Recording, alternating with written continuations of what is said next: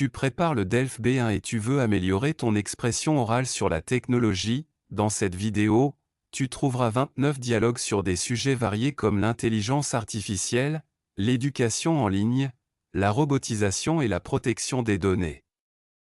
Ces exemples te permettront d'apprendre à structurer tes idées, exprimer tes opinions et poser des questions pertinentes pour enrichir tes discussions. La technologie a transformé notre quotidien en facilitant l'accès à l'information, en automatisant de nombreuses tâches et en rendant la communication plus rapide et plus efficace.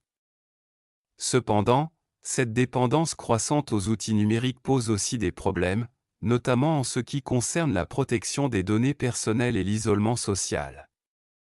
Penses-tu que les avantages de la technologie l'emportent sur ses inconvénients ? Je pense que la technologie apporte effectivement de nombreux avantages, notamment en matière d'efficacité et de gain de temps, mais elle a aussi rendu les gens moins autonomes et plus dépendants des écrans. Il est vrai que nous avons accès à une quantité énorme d'informations, mais nous avons également perdu certaines compétences essentielles, comme la capacité de mémorisation ou la réflexion critique.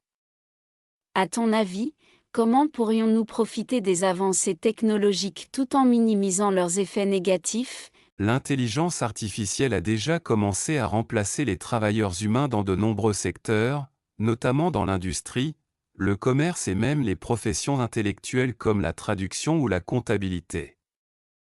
Bien que cette automatisation permette d'améliorer la productivité et de réduire les coûts, elle risque aussi d'entraîner une augmentation du chômage si les travailleurs ne peuvent pas s'adapter à ces changements.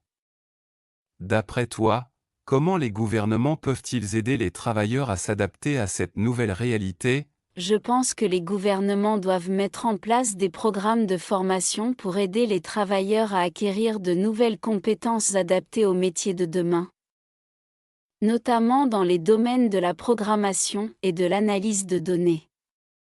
En outre, il serait judicieux de réglementer l'intelligence artificielle afin de garantir qu'elle ne remplace pas totalement les emplois humains, mais qu'elle vienne plutôt les compléter. Penses-tu que les entreprises ont aussi une responsabilité dans cette transition technologique ?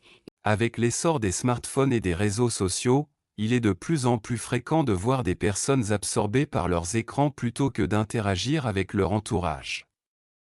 Si ces outils permettent de rester en contact avec des amis et de la famille à distance, ils peuvent aussi créer une forme de dépendance et de déconnexion du monde réel.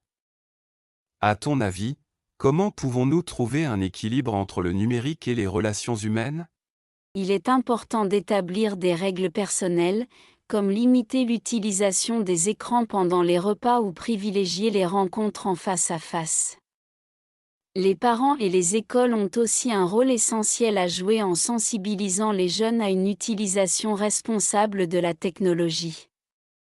Penses-tu que les entreprises technologiques devraient être tenues responsables de l'impact de leurs produits sur les interactions sociales ? Les réseaux sociaux ont profondément changé notre manière de nous informer et de communiquer, mais ils sont aussi devenus des plateformes où la désinformation et la manipulation sont monnaie courante. Certains gouvernements envisagent de réglementer ces plateformes pour limiter la propagation des fausses nouvelles et protéger la vie privée des utilisateurs. Selon toi, faut-il une régulation plus stricte des réseaux sociaux, ou cela risquerait-il de limiter la liberté d'expression ? Je pense qu'il est nécessaire d'instaurer une certaine régulation pour éviter les abus, mais il faut trouver un équilibre afin de ne pas censurer la liberté d'expression. Il serait utile d'obliger les entreprises technologiques à être plus transparentes sur leurs algorithmes et la manière dont elles modèrent les contenus. Comment pourrions-nous encourager les internautes à être plus critiques vis-à-vis des informations qu'ils trouvent sur Internet ? L'automatisation et la robotisation ont considérablement amélioré la productivité dans de nombreux secteurs, mais elles ont aussi contribué à la disparition de certains emplois manuels. Toutefois, elles permettent aussi la création de nouvelles opportunités, notamment dans la maintenance et la programmation des robots. À ton avis, faut-il encourager davantage la robotisation, Ou devrions-nous ralentir son développement pour protéger les emplois humains? Je pense que la robotisation est inévitable, mais nous devons nous assurer qu'elle bénéficie à la société dans son ensemble et non seulement aux grandes entreprises. Il serait utile de mettre en place des politiques publiques favorisant la transition vers des emplois plus qualifiés, afin que les travailleurs ne soient pas laissés pour compte. Selon toi, quelle profession risque le plus d'être remplacée par les robots dans les années à venir? Aujourd'hui, la plupart des applications et des sites web collectent une grande quantité de données sur leurs utilisateurs, souvent sans qu'ils en soient pleinement conscients. Ces données peuvent être utilisées à des fins commerciales. Mais elles peuvent aussi être exploitées à des fins plus inquiétantes, comme la surveillance de masse ou le ciblage politique.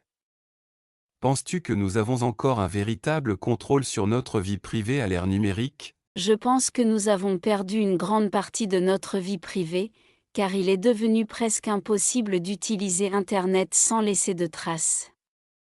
Toutefois, des solutions existent, comme l'utilisation de navigateurs sécurisés, de VPN et d'une meilleure sensibilisation aux risques liés aux données personnelles.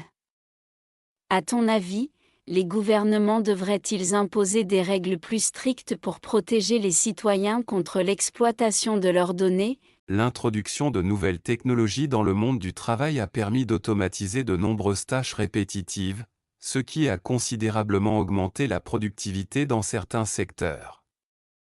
Cependant, l'utilisation excessive des outils numériques peut aussi être une source de distraction, notamment avec les notifications constantes des emails et des messageries instantanées qui interrompent la concentration.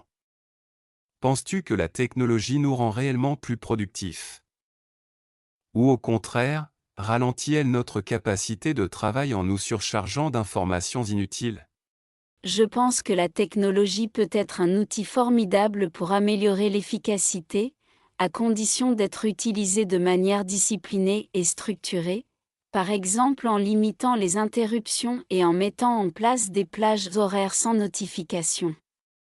Certaines entreprises ont même instauré des politiques interdisant l'envoi de courriels après une certaine heure pour éviter l'épuisement professionnel. Selon toi, devrions-nous imposer des restrictions plus strictes sur l'usage des technologies en entreprise afin d'optimiser la productivité et le bien-être des employés? Avec la généralisation des cours en ligne, de nombreuses universités et écoles proposent aujourd'hui des formations à distance, rendant l'éducation plus accessible à un plus grand nombre d'étudiants. Bien que cette flexibilité soit un avantage considérable, l'apprentissage en ligne peut aussi limiter les interactions sociales et la motivation des étudiants, qui ne bénéficient pas du même encadrement qu'en classe. Penses-tu que l'éducation en ligne puisse réellement remplacer l'enseignement traditionnel, ou restera-t-elle seulement une alternative complémentaire? Je crois que l'apprentissage en ligne est une avancée précieuse, mais il ne pourra jamais totalement remplacer l'école traditionnelle, car les interactions humaines et l'échange direct avec les enseignants jouent un rôle crucial dans l'apprentissage. De plus, certaines matières, comme la médecine ou les sciences expérimentales, nécessitent des travaux pratiques qui ne peuvent pas être réalisés efficacement en ligne. Penses-tu que les universités devraient investir davantage dans des modèles hybrides combinant cours en ligne et présentiel pour offrir le meilleur des deux mondes? L'usage des smartphones et des ordinateurs est devenu incontournable, et de nombreuses personnes ne peuvent plus passer une journée sans consulter leurs appareils électroniques. Cette hyperconnexion a des effets négatifs sur notre capacité à nous concentrer et à interagir avec les autres, créant une forme d'addiction numérique qui peut nuire à notre bien-être mental. Selon toi, quelles mesures pourrait-on mettre en place pour limiter notre dépendance aux technologies sans pour autant restreindre leur utilité? Il me semble que la première étape serait de sensibiliser les utilisateurs au danger d'une utilisation excessive des écrans et d'encourager des pratiques plus équilibrées, comme la mise en place de périodes de déconnexion ou de journées sans technologie. Les entreprises et les écoles pourraient également promouvoir des politiques visant à réduire l'usage des appareils numériques en dehors des horaires strictement nécessaires. Penses-tu que nous arriverons un jour à trouver un équilibre entre le progrès technologique et la préservation de notre bien-être psychologique ? L'intelligence artificielle est aujourd'hui capable d'analyser des milliers de cas juridiques en un temps record, ce qui permettrait d'améliorer l'efficacité du système judiciaire en rendant les décisions plus objectives et cohérentes. Toutefois, confier la justice à une machine pose des problèmes éthiques majeurs, notamment en ce qui concerne la prise en compte du contexte humain et des nuances propres à chaque affaire. Penses-tu qu'un algorithme puisse un jour être aussi fiable et juste qu'un juge humain dans l'application des lois ? Je crois que l'intelligence artificielle peut être un excellent outil d'aide à la décision pour les magistrats, mais qu'elle ne devrait jamais remplacer totalement l'humain dans l'exercice de la justice. Il y a trop d'éléments subjectifs dans un procès qui ne peuvent être compris par une machine, notamment les émotions, les intentions et les circonstances atténuantes. Selon toi, quels sont les domaines où l'intelligence artificielle devrait absolument rester encadrée pour éviter des dérives ? Avec les progrès de la réalité virtuelle, il est désormais possible de visiter des musées, des monuments historiques ou même des paysages naturels sans quitter son domicile, ce qui pourrait révolutionner l'industrie du tourisme. Toutefois, rien ne remplace l'expérience sensorielle et culturelle d'un vrai voyage, où l'on peut goûter la cuisine locale, rencontrer des habitants et s'imprégner de l'ambiance d'un lieu. Penses-tu que la réalité virtuelle pourrait vraiment satisfaire les amateurs de voyage, ou restera-t-elle un simple complément ? Je pense que la réalité virtuelle peut offrir une alternative intéressante pour ceux qui n'ont pas les moyens ou la possibilité de voyager, mais elle ne pourra jamais remplacer l'expérience immersive d'un voyage réel. Le contact humain, l'authenticité des lieux et les imprévus font partie intégrante du plaisir du voyage, ce que la technologie ne pourra pas totalement reproduire. Penses-tu que l'essor des expériences numériques risque de dévaloriser le tourisme physique, ou au contraire de le rendre encore plus attractif en donnant envie aux gens de découvrir les endroits en vrai ? Grâce aux avancées technologiques, nous bénéficions aujourd'hui d'un confort de vie inégalé, avec des appareils connectés qui simplifient nos tâches quotidiennes et une communication instantanée avec le reste du monde. Cependant, cette hyperconnexion entraîne aussi une surcharge d'informations, une augmentation du stress et une dépendance aux écrans, ce qui peut avoir des effets négatifs sur notre bien-être mental et physique. Selon toi, la technologie nous rend-elle réellement la vie plus facile, ou bien nous impose-t-elle un rythme plus rapide et plus stressant ? Je pense que la technologie nous offre des solutions qui améliorent notre quotidien, mais qu'elle a également modifié nos habitudes au point de nous rendre moins patients et plus dépendants de l'immédiateté. Nous avons accès à tout en un clic, ce qui nous pousse à rechercher l'instantanéité dans tous les aspects de notre vie, y compris dans nos relations et notre façon de travailler. Ne penses-tu pas que nous devrions apprendre à ralentir et à mieux gérer notre utilisation des nouvelles technologies pour éviter leurs effets négatifs ? L'automatisation permet d'accroître la productivité en supprimant les tâches répétitives et en réduisant les erreurs humaines, mais elle remplace aussi de nombreux emplois, en particulier ceux qui nécessitent peu de qualifications. D'un autre côté, elle crée de nouveaux métiers dans le domaine de la maintenance des robots, du développement de logiciels et de la cybersécurité, mais ces emplois demandent souvent des compétences que tout le monde ne possède pas. Comment penses-tu que nous pourrions préparer les travailleurs aux transformations du marché de l'emploi causées par l'automatisation ? Je crois qu'il est essentiel de renforcer les formations professionnelles et de développer des programmes de reconversion pour permettre aux travailleurs de s'adapter aux nouvelles exigences du marché. Les entreprises devraient également être encouragées à former leurs employés plutôt que de simplement les remplacer par des machines, afin de garantir une transition plus équilibrée vers un monde du travail automatisé. Penses-tu que les gouvernements devraient imposer des réglementations pour limiter l'automatisation dans certains secteurs ou est-ce une évolution inévitable? Les voitures autonomes pourraient considérablement réduire les accidents de la route, car elles élimineraient les erreurs humaines, telles que la fatigue, l'inattention ou l'alcool au volant. Elles permettraient également de fluidifier le trafic et de réduire les embouteillages en optimisant les itinéraires en temps réel grâce à l'intelligence artificielle.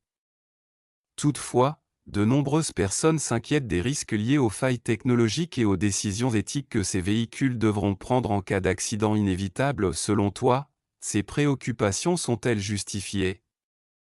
Je pense que la technologie des voitures autonomes est prometteuse, mais qu'elle pose effectivement des défis éthiques et techniques qui doivent être résolus avant une adoption massive.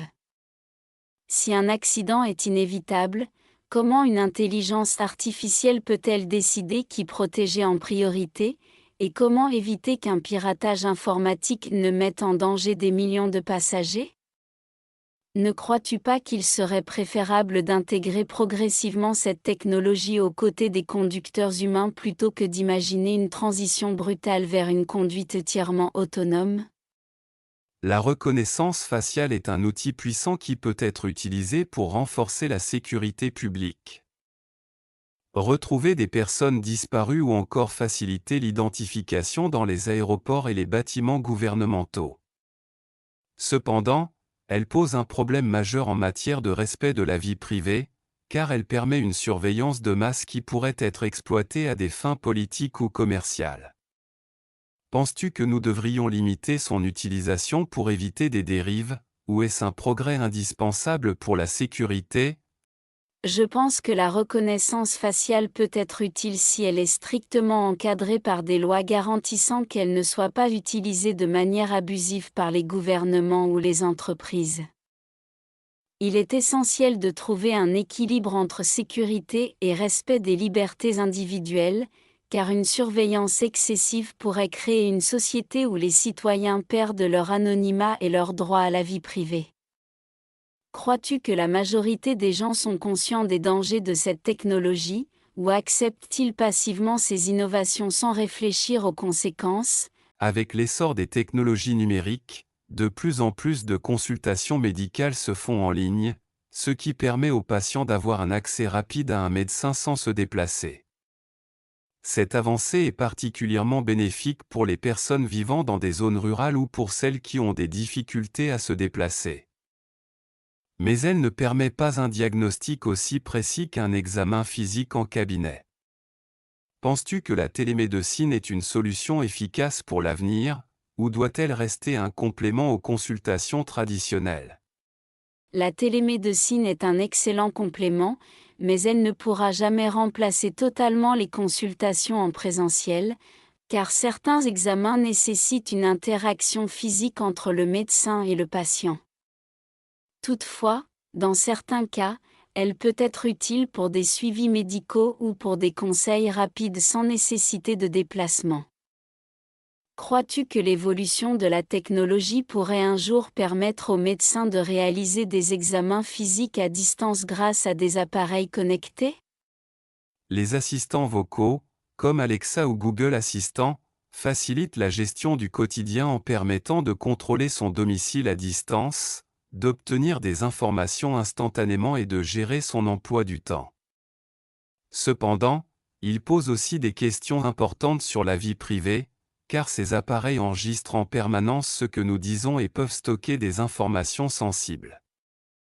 Penses-tu que ces assistants améliorent réellement notre qualité de vie, ou devraient-ils être utilisés avec plus de précaution? Je pense que ces technologies offrent un confort indéniable, mais qu'elles doivent être utilisées avec prudence, notamment en activant des paramètres de confidentialité plus stricts et en désactivant l'enregistrement permanent des conversations. De plus, nous devons nous poser la question de savoir si nous souhaitons vraiment être entourés d'appareils qui écoutent tout ce que nous disons, même si cela nous facilite la vie. Penses-tu que nous devrions imposer des réglementations plus strictes aux entreprises qui développent ces technologies, ou est-ce aux utilisateurs de gérer leur propre sécurité, De plus en plus de spécialistes s'inquiètent des effets négatifs des écrans sur le développement des jeunes enfants, notamment en ce qui concerne leur capacité d'attention et leur sociabilité. Bien que les technologies éducatives puissent avoir des avantages, il est prouvé que trop de temps passé devant un écran nuit à l'apprentissage des interactions humaines et aux activités physiques essentielles à leur croissance. Penses-tu qu'il faudrait interdire complètement l'accès aux écrans pour les moins de 3 ans, ou faut-il simplement mieux encadrer leur utilisation? Il me semble qu'une interdiction totale serait difficile à appliquer. Mais il est indéniable que les parents devraient limiter l'exposition des enfants aux écrans, notamment en favorisant d'autres formes de stimulation, comme les jeux éducatifs et les activités extérieures. L'essentiel est d'établir un cadre clair et de sensibiliser les familles aux conséquences d'une surexposition aux écrans, afin d'encourager un usage modéré et bénéfique. Penses-tu que les écoles devraient également jouer un rôle dans l'éducation aux nouvelles technologies et dans la prévention de leurs effets négatifs? Les réseaux sociaux ont révolutionné notre manière de communiquer en nous permettant de rester en contact avec nos proches, de partager des informations et d'accéder à du contenu éducatif en quelques secondes. Cependant, ils sont aussi responsables de nombreux problèmes, comme la désinformation, la cyberdépendance et l'isolement social, ce qui pousse certains à réclamer une meilleure régulation de ces plateformes. Penses-tu que les réseaux sociaux sont un progrès pour notre société, ou au contraire une menace pour notre bien-être? Il est évident que les réseaux sociaux ont transformé notre quotidien et qu'ils peuvent être un outil puissant pour l'apprentissage et la diffusion d'informations. Mais ils ont aussi des effets négatifs qu'il est essentiel de prendre en compte.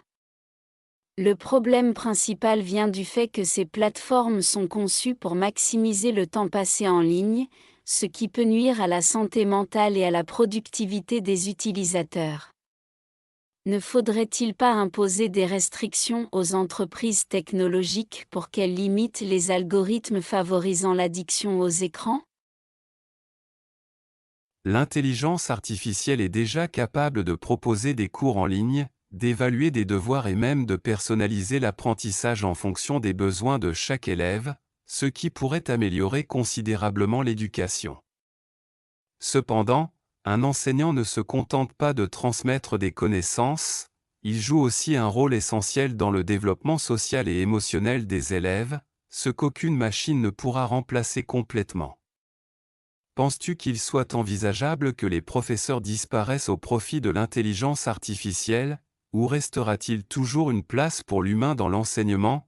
À mon avis, l'intelligence artificielle ne remplacera jamais complètement les enseignants, mais elle peut être un excellent outil complémentaire pour améliorer l'apprentissage et offrir un accompagnement personnalisé aux élèves.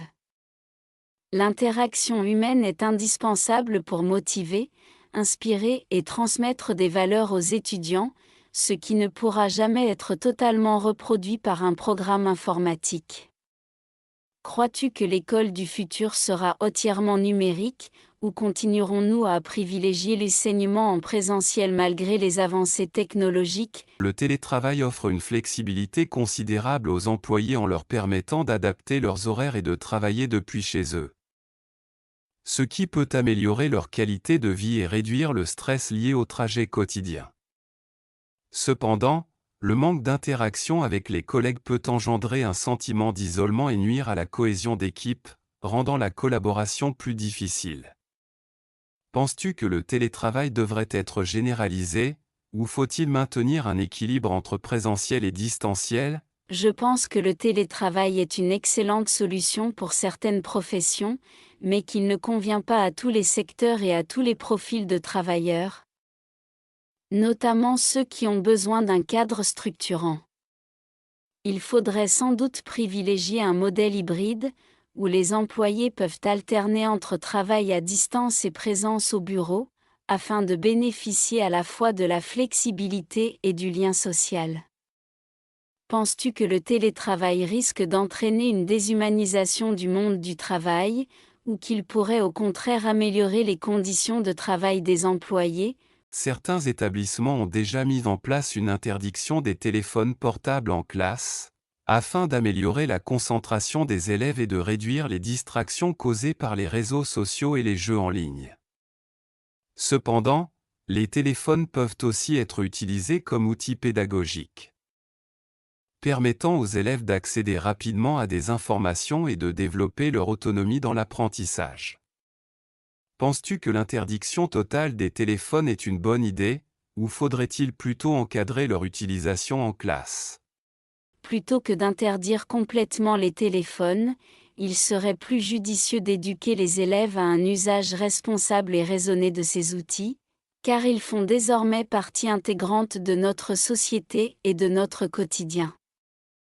Les enseignants pourraient intégrer les nouvelles technologies dans leurs cours tout en imposant des règles claires sur leur utilisation, afin d'éviter les abus et les perturbations.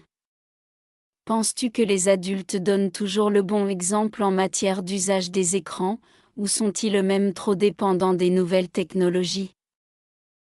Les maisons intelligentes permettent d'automatiser de nombreuses tâches du quotidien, comme l'éclairage, le chauffage et la sécurité, offrant ainsi un gain de confort et d'efficacité énergétique considérable. Toutefois, ces technologies peuvent représenter un coût élevé et posent également des questions sur la protection des données personnelles, car elles nécessitent une connexion permanente aux serveurs des entreprises. Penses-tu que la domotique deviendra un jour accessible à tous, ou restera-t-elle réservée à une élite? À mon avis, comme toutes les innovations technologiques, la domotique finira par se démocratiser et devenir plus abordable au fil du temps, ce qui permettra à un plus grand nombre de foyers d'en bénéficier. Cependant, il faudra veiller à sécuriser ces systèmes pour éviter les risques de piratage et s'assurer que les utilisateurs gardent le contrôle sur leurs données personnelles. Crois-tu que les gens deviendront trop dépendants des maisons intelligentes, au point d'oublier comment gérer leur quotidien sans elles? L'intelligence artificielle est capable de générer des œuvres d'art, d'écrire des textes et même de composer de la musique, ce qui remet en question le rôle de la créativité humaine dans ces domaines. Certains pensent que ces avancées offrent de nouvelles opportunités aux artistes, tandis que d'autres craignent que la technologie ne standardise la création en réduisant l'originalité et l'expression personnelle. Penses-tu que l'intelligence artificielle enrichira ou appauvrira la créativité artistique? Je pense que l'intelligence artificielle peut être un outil formidable pour les créateurs, mais qu'elle ne pourra jamais remplacer totalement l'inspiration et l'émotion humaine, qui sont au cœur de l'art. En revanche, si elle est mal utilisée, elle pourrait conduire à une uniformisation de la production artistique, en favorisant des modèles répétitifs au détriment de l'innovation réelle. À ton avis, les artistes devraient-ils craindre l'intelligence artificielle, ou devraient-ils apprendre à l'intégrer dans leur processus créatif? D'un côté, les technologies numériques permettent un accès plus large à l'éducation, aux services de santé et à l'information, ce qui peut réduire les inégalités sociales et géographiques. D'un autre côté, l'accès à ces outils dépend largement des ressources financières et du niveau d'éducation des utilisateurs, ce qui crée un fossé numérique entre les populations favorisées et celles qui le sont moins. Selon toi, comment pourrait-on garantir que la technologie bénéficie réellement à tous et ne creuse pas davantage les écarts? Il faudrait investir davantage dans l'éducation numérique et dans des infrastructures permettant un accès équitable aux nouvelles technologies, notamment dans les zones rurales ou défavorisées. De plus, les gouvernements et les entreprises devraient proposer des initiatives pour réduire la fracture numérique, en rendant l'équipement et l'accès à Internet plus abordables. Penses-tu que la généralisation de l'intelligence artificielle pourrait encore accentuer ces inégalités, ou au contraire aider à les réduire? Le progrès technologique a toujours été guidé par l'innovation et la recherche, mais il soulève aussi des questions éthiques et philosophiques sur ses conséquences à long terme. Certains estiment qu'il est essentiel d'imposer des limites pour éviter des dérives, tandis que d'autres pensent que restreindre la recherche freinerait l'évolution et le progrès de la société. Penses-tu qu'il soit possible de fixer des limites claires à la technologie sans freiner l'innovation? Il est nécessaire d'encadrer certains développements technologiques, notamment dans des domaines sensibles comme la génétique ou l'intelligence artificielle, afin d'éviter des dérives incontrôlées qui pourraient nuire à l'humanité. Cependant, il est difficile de définir des limites universelles, car les avancées scientifiques évoluent constamment et les réglementations risquent d'être rapidement dépassées. Comment pourrait-on garantir un équilibre entre le développement technologique et la préservation des valeurs éthiques? Les gouvernements justifient souvent la surveillance de masse par la nécessité de garantir la sécurité publique, notamment en luttant contre le terrorisme et la criminalité. Toutefois, ces dispositifs peuvent aussi être utilisés pour restreindre les libertés individuelles. En permettant aux autorités de surveiller les citoyens sans leur consentement. Penses-tu que la surveillance de masse est un mal nécessaire pour assurer notre sécurité, ou est-ce une menace pour nos droits fondamentaux? La surveillance de masse peut être utile pour prévenir certains crimes, mais elle pose un réel problème de respect de la vie privée si elle est mal encadrée ou utilisée à des fins abusives. Pour éviter les dérives, il serait essentiel d'établir des mécanismes de contrôle indépendants et de garantir une transparence totale sur la manière dont ces technologies sont utilisées. À ton avis, la population est-elle suffisamment consciente des dangers liés à la surveillance numérique, ou sous-estime-t-elle son impact sur nos libertés? Grâce aux avancées de l'intelligence artificielle, il est désormais possible de prédire certaines maladies avant même qu'elles ne se déclarent, ce qui permet une prise en charge plus rapide et plus efficace des patients. Cependant, ces technologies soulèvent aussi des questions éthiques, notamment en ce qui concerne la confidentialité des données médicales et le risque de discrimination en matière d'assurance et d'emploi. Penses-tu que la médecine prédictive est une avancée bénéfique ou qu'elle représente un danger pour nos libertés individuelles? Je pense que la médecine prédictive peut être extrêmement utile pour prévenir certaines maladies et améliorer la qualité des soins, à condition que les données des patients soient protégées de manière stricte. Toutefois, il est impératif d'éviter que ces informations ne soient utilisées contre les individus, notamment par les compagnies d'assurance qui pourraient refuser de couvrir certaines personnes en fonction de leur prédisposition génétique. Selon toi, les gouvernements devraient-ils imposer des lois plus strictes pour encadrer l'utilisation des données médicales et prévenir tout abus? L'exploration spatiale a permis d'incroyables avancées scientifiques et technologiques, mais elle représente aussi un coût financier énorme qui pourrait être investi dans des priorités plus urgentes, comme la lutte contre la pauvreté ou le changement climatique. Certains estiment cependant que la conquête de l'espace est essentielle pour l'avenir de l'humanité, notamment en cas de catastrophe sur Terre. Penses-tu que les gouvernements devraient continuer à investir massivement dans la recherche spatiale, ou devraient-ils privilégier des projets plus concrets et immédiats? Je pense que la recherche spatiale est fondamentale pour notre développement scientifique et qu'elle permet de mieux comprendre notre univers, tout en développant des technologies qui bénéficient aussi à la vie sur Terre. Cependant, il serait souhaitable de mieux équilibrer les investissements afin que les priorités terrestres ne soient pas négligées au profit de projets qui n'auront peut-être pas d'impact immédiat sur notre quotidien. À ton avis, devrions-nous encourager l'exploration spatiale uniquement à des fins scientifiques, ou également dans un but commercial, comme l'exploitation des ressources extraterrestres? Merci d'avoir regardé cette vidéo. Apprendre le français est une belle aventure, et nous sommes là pour vous accompagner. Partagez en commentaire, quels sont vos objectifs en apprenant le français. Partagez cette vidéo, aidez vos amis à découvrir nos cours et à progresser ensemble. Rejoignez-nous dès aujourd'hui et commencez à parler français avec confiance.